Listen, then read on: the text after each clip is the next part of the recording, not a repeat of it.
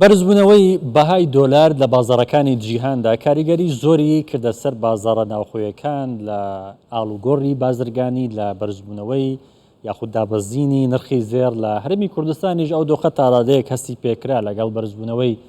بەهای دۆلار لە بازاڕە جیهانەکان و نرخی زێر تاڕادەیەک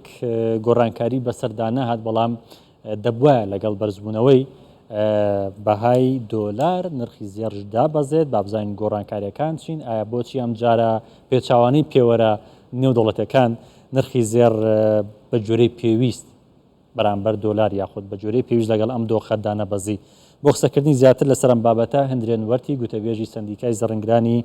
کوردستان لە هەولێر وەردەگرین کاکندرێن زۆر بەخێر بێ. سپاس دەکەم.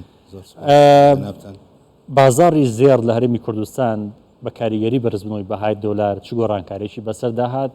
تا چەند نرخی زێر لەگەڵ ئەم بارودۆخە دابەزی؟ حتمما هەمیشە بازاری زێر لە هەرێمی کوردستان یان لە هەر هەرێمی وڵاتێشتردا پەیوەندی بە بازارێکی جیهانی گەورە هەیە. ئەوژە بازارە عالەمیە کە بۆرسەی جیهانی زێر تحکمی پێ دەکا لە چوارچێوەی بازارێکی نوێی بازارێکی نوێ بەناوی بازاری فۆڕێکسە. ینی لەوێەوە ئێمە نرخەکان وەردەگرین و کاریگەریەکی زۆریشی لەسەر نرخیدا ناوخۆیە لە چەند ماوەیەکی ڕابردوودا زێر مسقاڵی بۆ نمونە 400,000 دیناری عراقی بووە فرۆشتن هەر هەفتەی ڕابردوو بە 390 دەفرۆشت ئەمڕۆ بە 385. ئەمەش هەمووی لە ئەنجامی کاریگەری ئەو دابەزینی ئەو هێزی کڕین و فرۆشتنەیە کە لە ناو بازاری فۆرەکسی جیهانی. بەڵێ کاکندرێنانی مەبەستم ئەوە بوو لە بازاڕە جیهانیەکانیش هەر کاتێک بەهای دۆلار بەرز بێتەوە نرخی زێردا دەبەزێت بەڵام ئەم جارە بۆچیانی بەو شێوەیەدا نەبەزی کە لەگەڵ پێوەرە نێودوڵەتەکان یاخود لەگەڵ بازار بونجاو بێت. هەمیشە زانی دانەبەزینی زێرچیە هەمیشە ئەوەیە تۆ دەزانی ئێستا لە جیهاندا قەیرانی شەڕ تقریبان قەیرانی ئۆکرانیا لە دوای قەیرانی کۆڕۆنا لە دوای مەسلەی کۆڕۆنا ئۆکرانیا هاتە گۆڕێ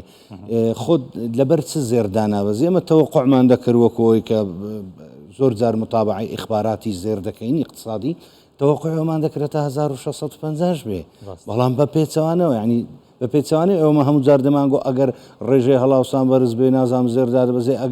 ئەگەر جێرم پاوڵی فدرالی ئەمریکا نرخی سوو بەرز بکاتەوە ئەوە یەکسەر زێردا دەبەزێنی ئێوە باشە نرخی زێری سوش بەرز بووە بۆین 75 کرد و لە لێدوانی هەفتەی ڕابردوودا باسی لە ئەگەری جارێکی تریش کرد خۆت دەزانی پاوڵ لە هەموو ژیانیدا هەمیشە حەزی لە بەرزکردنەوەی ڕێژەی زۆر بۆ ئەوی کۆنتترۆلی مەسلەی هەڵاوسان و ئەوانە بکە بەڵام باشە پێشبینی بۆ بەرزکردنەوەی ڕێژەی سوود لە بانکی ناوەندی ئەمریکاوە ینی هەمان ئەو پێشبینیتان هەیە کە نرخی زێر دابەزێت من وای نابینم زێر دابەزینێکی وا بەخۆ بینی کە بە شێوازی زێکی ستاندارد کە لەگەڵ ئەو بیرۆکەیە هاوتەریب بێ گونجاو بێ لەگەڵەوەی کە دەمانگۆ دائیمەن ئەگەر ڕێژەی سوبەرز بۆ دەبێت زێردا بەزێ تقریبن دەتوان زێر ئەو شتەی شکاندیە ئێستا زێر لەبەر ئەوەی لە هەمان کاتدا کە ترس و کاریگەری دابەزینیشی لەسرە بەڵام ڕێژەیەکی زۆر لەناو بازاری ئازادیان بازاری بۆرسەی عالەمی زێردا ڕێژەیەکی زۆر هەز دەکەین لە هەفتەیەکدا دوو ڕۆژان هێزی کڕین هێزی بهای کڕیارەکان لەناو ئەو بڕۆکەر و لەعنی لەناو شەریکاتەکاندا ئەوانەی کە کاری فۆڕێکس دەکەن دەبین تڕیدەرەکان هێرشێکی زۆر هەروژمێکی زۆر بۆ کڕینی زێر دەبن کە هێرشێکی زۆر بۆ کڕینی زێر هات یەکسەر خۆ دەزان یەکسەر نرخی زێر بەرز دەبێتەوە بەڵام ئاخر ئەگەرەکانی شەڕ کراون ئەگەری اقتصادی عالم ڕووخاوە ئەمریکا پوینت هەشت و چەندە ڕێژەی هەڵاوسانی هەیە ئەو تورکیای جیرانمان 173 هەیە بەڵێ کاکندرێن پێشبینی دەکرێت ئەوروپا و چەندین وڵاتی دیکەش لە ئاسیا لە ڕۆژهڵاتی ناوەڕاست نرخی سوو بەرزکەنەوە ینی ئەمە هیچ گۆڕانکاریەک دروست دەکات لە هەرێمی کوردستان ینی بابەتی کڕین فرۆشتن ئاڵوگۆڕی بازرگانی لە بواری زێر تەسیراتی هەیە کاریگەری دەبێت خۆی ئێمە ناتوانین پێشبینیەک بدەین بڵێن وڵات 100% ڕاست دەبی بەڵام بە پێشبینی خۆم وای نابینم زێر بازاری زێر شکانێکی وا بەخۆ بینی وەکو ساڵانی پێش دروستبوونی ڤایرۆس کۆڕۆنا کە بۆ نمونە زێر بە 1400 بوو بە 1380 دلار بوو ئیتر خۆ هەموو ئەگەرێکیش کراوەیە هەموو احتیمالێک واری دەبکرێ بەڵام بەپێی ئەو بارودۆخە سیاسی اقتصادە خراپەی لە دنیادا هەیە هەر هەمووی منافەساتی کۆمپانیا گەورەکان و زەبەلاحەکانە دەبێت حسابەکی ئەوش بکەین کە زێر لە جیهاندا ئەگەر بەرزی و نزمی بەهۆی ئیخباراتی فیدرالی ئەمریکا و سەنەداتی ئەمریکا و سین و بۆنداتەکانیش بی لە هەمان کاتدا لە ژێر پەردەی کۆمپانیا گەورە و زەبەلاحەکان دیارە هەندێک اتفاقات هەیە. بەڵێ کاکن درێن بابینە ناو بازاڕی هەرێمی کوردستان ئەم ساڵ چۆن بوو بازاڕی زێڕکردن و فرۆشتن چۆن بوو خواست چۆن بوو؟ بەڵێ وڵا ئەم ساڵیش وەکو ساڵانی ڕابردوو یعنی بە شێوازێکی نۆرمان خەڵک هەمیشە لەگەڵ زێردا تێکەڵە خەڵک تێکەڵە بە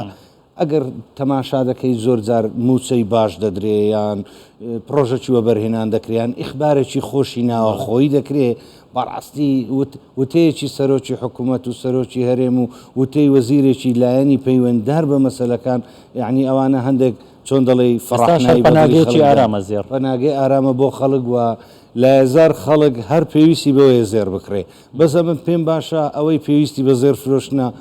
هەمیشە ئیشاڵا پێویستی بە فرۆشتنی نەبی باشە. ئێستا بابەتی هاوسەرگیری تا چەند کاریگەریان لەسەر بازار کردووە هاوسەرگیری چۆن ئێستا هاوسەرگیری ئەوەندەی من ئاگام لێبی ئەلحەمدوللا هەر هەیە بەڵام خۆت دەزانی لەوانەیە خەڵک باری دارایی گەلک فەرقی هەیە لەگەر جاران خەڵک هەبوو بەڕاستی پارەی هەبوو زێر ژەرزان مسقالی بە 180,000 بوو جەنابەت دەهاتی 50 مسقال دەکرد لەگەڵ بووچێ ڕێک دەکەوتی دەتگۆ لە ماڵ دەوەچین چل مسقالی دەکرد مامۆستا هەندرێنی دەکەیان لەکرد فلان زێڕنگری دەکەین بەڵام وش داهاتنە دوکان زێر هەن هەرزان بوو 5 مسقال زیاتر دەردەچوو قسەیان نەدەکرد. ئێستا خەڵک دەتوانی 20 مسقال بکە خەڵکی دەتوانی 15 مسقال بکە ئێستا فرۆشتن زۆرترە یاخود کڕین وەکو یەکە ئەزانی لەوە باڵانسەکە ڕاوەستایە چکە هیچ مەسلەیەک لە گۆڕێدا نییە مەسلەی عێراق و مەسلەی پرۆسی سیاسی لە عێراق چەقبەستوو بووە کە چەقبەستوو بووە حتمما تاسیریشی لەسەر هەرێم هەیە ئەسڵەن لەوانەیە زۆر جار بەهۆی ئەوەی کەوا عێراق زیاتر دژایەتی هەرێمی کوردستان دەکا و باری دارایی هەرێمی کوردستانی لاواز کردیە زۆر جار بازاری زێر لە ناوەڕاست و باشووری عێراق زۆر جار حرەکەی باشترە بەڵام بە خۆشحاڵیەوە بەهۆی ئەو ئەمن و ئەمانەتە جوانەی بەهۆی ئەو متمانە و سیقەی کە خەڵکی کوردستان بە حکوومەتی هەرێمی کوردستانی دەبێت و بە شخصی جەنابی سەرۆکی ئەنجومەنی وەزیران دەبێت من لەو بڕوایەداما هەرێمی کوردستان بە تایبەتی هەولێر دەبێتە سنتەرێکی بازرگانی گەورەی هەناردە و هاوردەی زێر بەڵام بە تەنسیق و بە هاوکاریکردن لەگەڵ سەندیکای زێڕنگرانی هەولێر بۆ ئەوەی مەتاری هەولێر وەکو جاران ببوژێتەوە ئاستی بازرگانی بەهێز بێتەوە بازرگانانی ئێمە عیلاقاتش زۆر باشە لەگەر ناوەڕاست باشە کاکن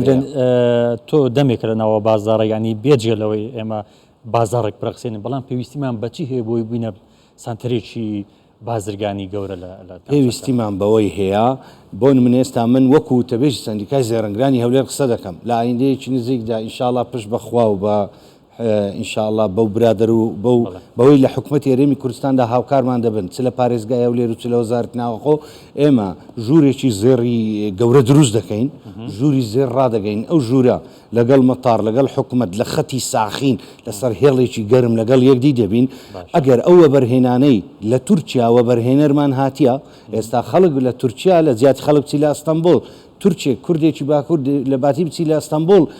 پرۆژەی گەورە دروستکە هاتینە پەیوەندیان بەێمەوە کردێ گوتیان وەرن حکومەت یارمەتیمان بدەن لە باز یارمەتیمان بدەن لە ڕێکارە فەنیاتەکان و ئیشە ڕۆتینیاتەکان یارمەتیمان بدەن سەندیکای زێڕنگران ئێمە لە هەولێر ئەو شتە بکەین ئێمە ئەگەر بێت و دەرگاوە هیچ هەنگاوێک نراوە هەنگاوەکە تەنها لە لای سەندیکای زێڕنگرانەوە نراوە و پشتگیری 100% لۆ دووبارە کردینەوە و خەڵک لە ئێران خەڵک لە دوبەی و خەڵکیش لە تورکیا ئامادەیە بێ و بەرهێنان بکارەوەی داواکاریەکەتان پێشکەشی لانی پەیوەندداری داواکاریەکەمان پێشکەش کردی ئینشاءڵڵا لەسەر جێبەجێبوون و کۆتاییدا زۆر سپاسن درێن وەرتی گوتە بێژی سەندیکای زێڕنگرانی هەولێر سپاس کە لە ستۆدیۆ لەگەڵ سپاسان دەکەین زۆر سپاس.